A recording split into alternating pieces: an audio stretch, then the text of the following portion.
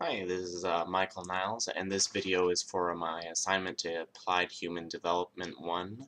This is assignment 5, Classical Operant Conditioning. I apologize if it doesn't look like I'm looking at you because my camera's a bit off, a bit of a cheap camera.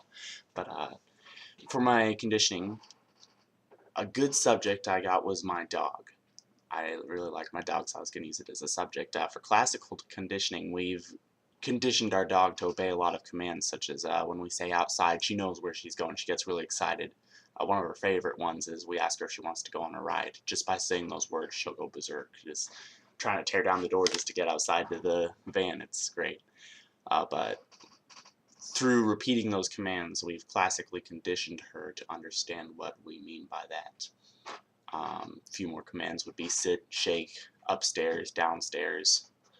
Another command we've taught her, and this is a reward that we use in operant conditioning, is that we don't have fences in our yard, and so often she would run off into the field, the cornfield, or the bean field or something. It's really funny because she's a small dog, disappears, and all you can see is the corn rustling around.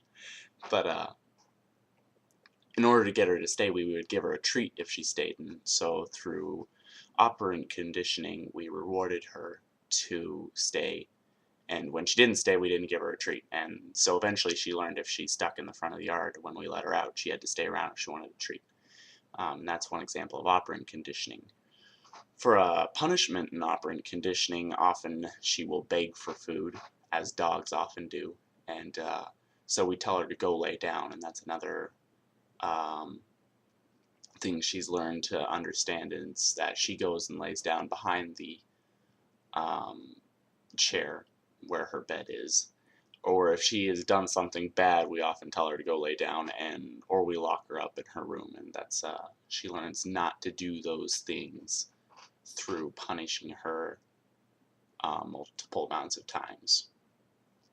And since I've used dogs on everything else, I'm just going to use her on this last one. As the negative reinforcement for operant conditioning is she was a bird dog, and so when we first got her, we didn't realize that, and she took out a few of our chickens the first day we had her.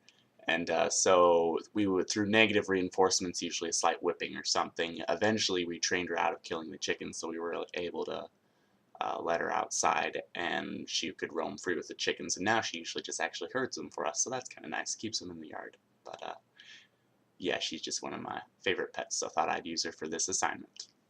Uh, that about concludes the assignment, I think. Awesome. God bless.